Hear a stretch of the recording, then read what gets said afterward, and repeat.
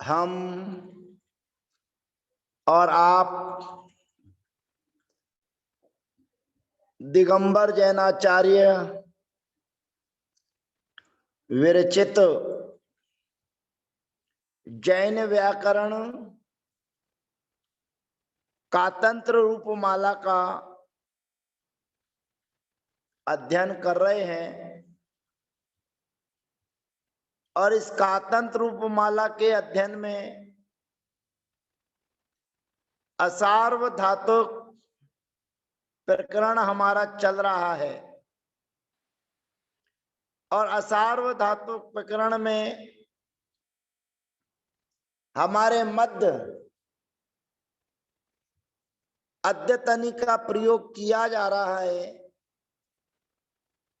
और उन अद्यतनी का प्रयोग किया जा रहा है, उन धातुओं के साथ प्रयोग किया जा रहा है जिन धातुओं से इन प्रत्यय होता है और इन प्रत्यय के होने पर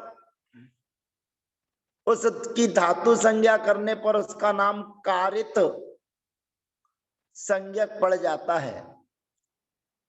तो जहां कारित संज्ञा हो जाती है वहां पर श्री द्रु सुरु कमी कारी तांतेभ्य चण कर्तरी सूत्र के माध्यम से चण विकरण होता है और जहां चण विकरण होता है वहां पर धातु के लिए द्वित्व आदि कार्य हो जाते हैं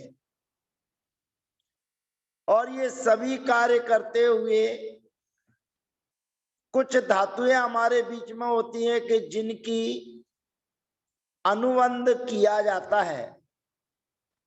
जिन धातुओं में अनुबंध किया जाता है उन धातुओं में सभी शर्तें मिल जाती हैं और जिन धातुओं में अंत का लोप किया जाता है उन धातुओं में उन सूत्रों की प्राप्ति नहीं होती है जो हम करते चले आए हैं।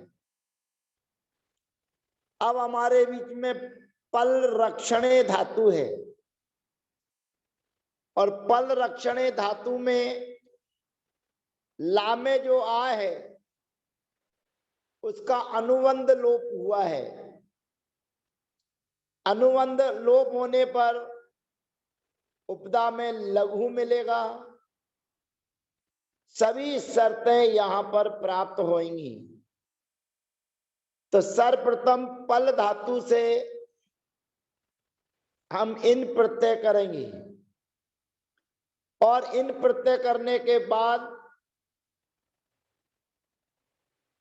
उसकी धातु संज्ञा करके कारित संज्ञक बनाएंगे और कारित संज्ञा बन जाने पर श्री द्रु श्रु कमी कारी तांतेभ्य चण कर्तरी सूत्र के माध्यम से चण विकरण किया जाएगा।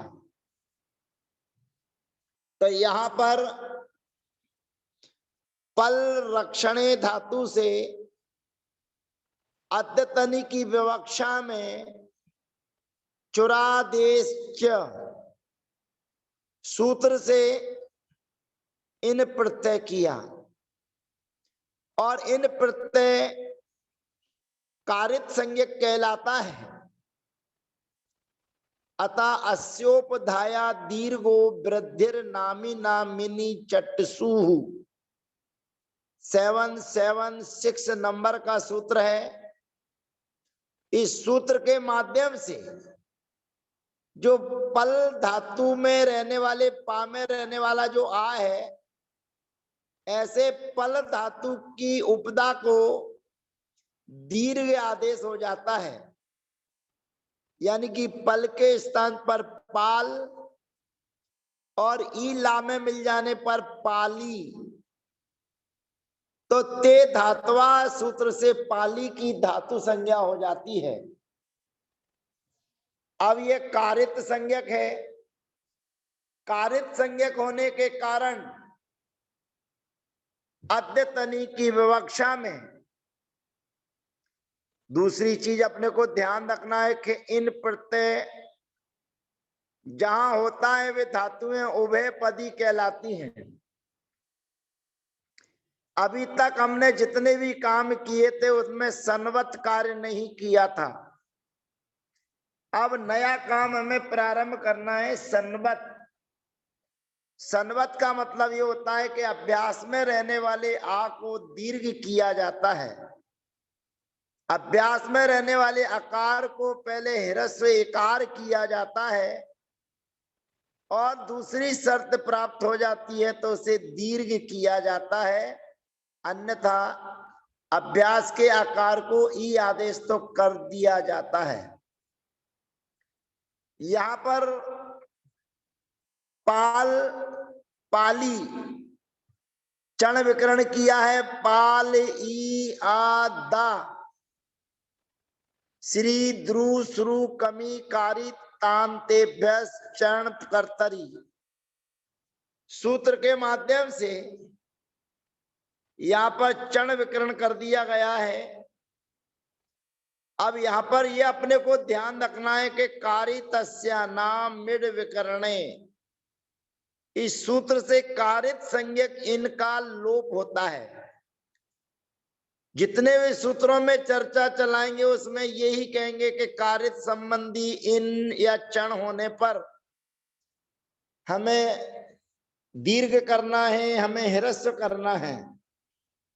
तो हम इस कारित तस्या नाम मिड विकरणे सूत्र का प्रयोग सबसे लास्ट में करेंगे और उसकी इन को निकाल कर बाहर रख लेते हैं।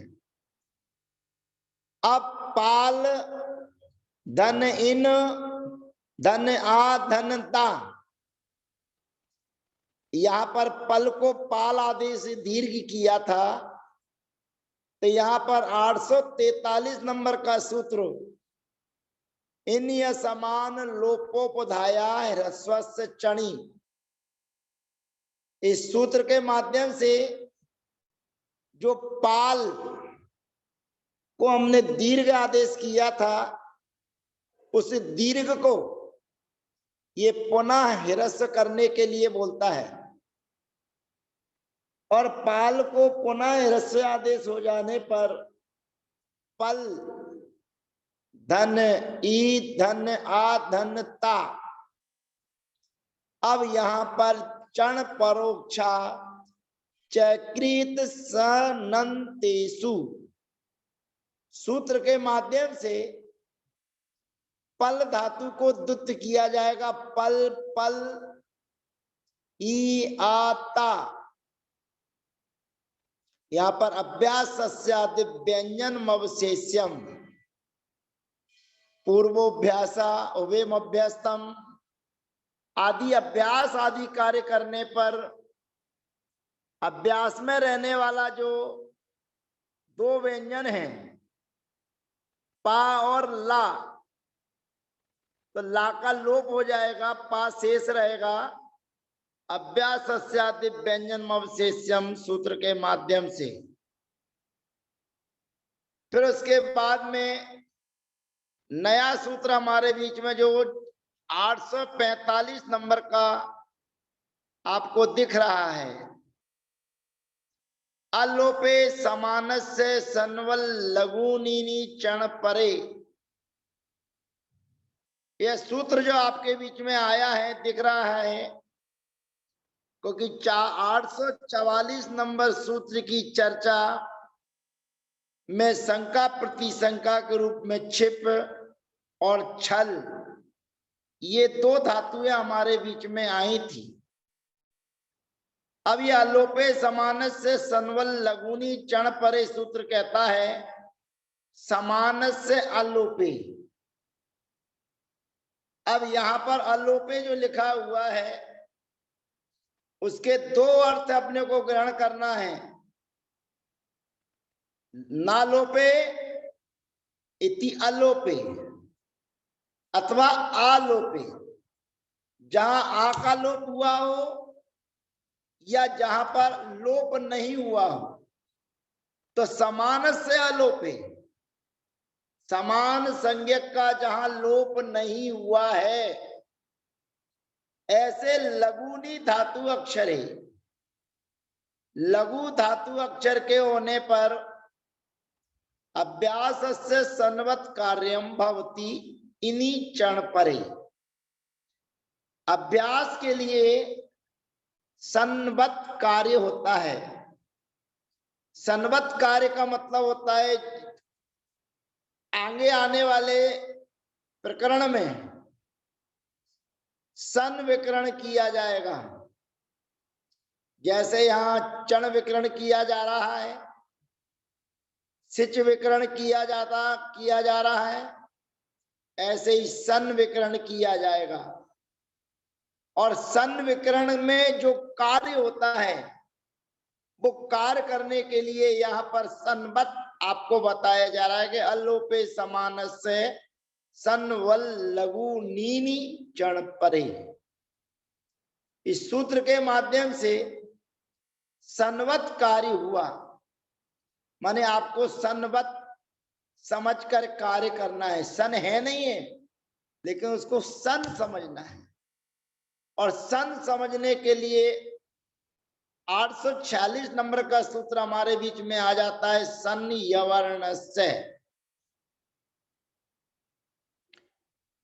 यवर्ण से सूत्र कहता है कि जो अभ्यास में रहने वाला अवर्ण है, अब ये ध्यान रखना,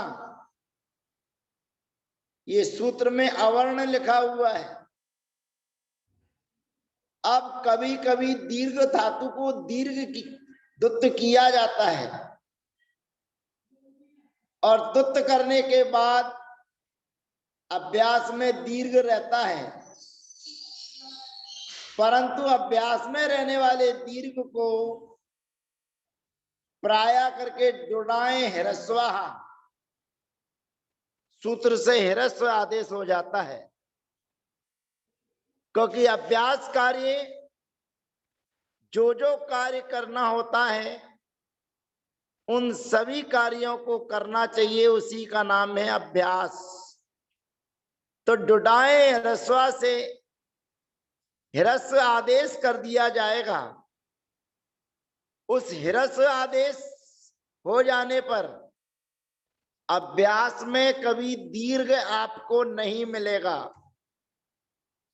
परंतु यहां सन्य वर्ण से सूत्र कहता है अभ्यास से अवर्ण से इत्वम भवति, अर्थात अभ्यास में अवर्ण अर्थात छोटा आ और बड़ा आ, इन दोनों के होने पर, इन दोनों के स्थान पर ई आदेश हो जाता है। तो जो पूर्व का जो पा है उस पा को ई आदेश हो जाएगा, पी पा ला आवत्ता। अब यहां पर पुनः अगला सूत्र हमें प्राप्त होता है जो पूर्व में हम पढ़े हैं 844 नंबर का, दीर्घो लगो रस्वरादि नाम। उस दीर्घो लगो रस्वरादि नाम जो अभ्यास संबंधी इकार है, उस ई को दीर्घ आदेश करता है, जो पूर्व में पढ़ चुके हैं 844 नंबर का सूत्र। उस 844 नंबर के सूत्र से दीर्घो लगो रस्वरादि नाम समान लोप वर्जित से लघु अंत से दीर्घो भवती लघुनी धातु अक्षरे इनी चण परे। तो यहां पर उससे जो ई आदेश किया था उसको दीर्घ आदेश करना है। पी पा ई पल ई आवत्ता।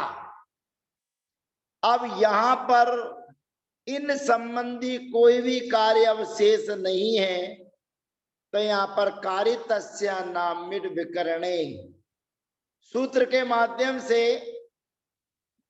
उस कारित संज्ञक का लोप कर दिया जाएगा और धातु के आदि में अट धात्वादिर ह्यस्तनि क्रियाति पत्ति सु सूत्र के माध्यम से अट का आगम। अब इतना काम आपको हर प्रत्यय के लाने पर करना है, यानी कि अपीपल बन चुका है और पदांते धुटाम प्रथमा से दा के स्थान पर ता आदेश कर दिया जाएगा तो शब्द बन जाएगा अपीपलत। तो अपीपल ये आपको बना लेना है। कैसे बनाना है पुनः एक बार रिवीजन कर लीजिए। पल रक्षणे धातु है, चुरादेश सूत्र से इन विकरण करना है। अस्योपधाया दीर्घो वृद्धिर नामी नामिनी चटसु 776 नंबर के सूत्र से दीर्घ आदेश करना है। और ते धातवा सूत्र से धातु संज्ञा करना है पाली की। फिर श्री द्रु श्रु कमी कारी तांते चण कर्तरी इस सूत्र के माध्यम से चण करना है। सिजद्य तन्याम सूत्र की प्राप्ति को बाद कर फिर चण विकरण करना है। अब चण विकरण के हो जाने पर कारित नामिड विकरणे सूत्र से कारित संज्ञक इनका लोप करना चाहिए। पर सभी सूत्रों में इन परक क्षण की चर्चा, इसलिए हम इनका लोप सबसे बाद में करेंगे। इन या समान लोपोपधाया ह्रस्व से चणी, जिसको आपने दीर्घ किया था उसको पुनः ह्रस्व करने के लिए सूत्र है, तो पुनः पाल से पल हो गया। फिर चण परोक्षा चक्रित सानंतेषु सूत्र के माध्यम से पल धातु को दुत्त हो जाएगा। पल पल ई आदा, यहाँ पर पूर्वोभ्यास विमोभ्यासम आदि अभ्यास संज्ञा करने पर अभ्यास आदि व्यंजन अवशेष्यम सूत्र से अभ्यास संज्ञा कर अलोपे समान से संवल लघु नीनी चण परे इस सूत्र के माध्यम से संवत कार्य करना है। और संयवर्ण से सूत्र से अभ्यास में रहने वाले अवर्ण को इकार आदेश करना है।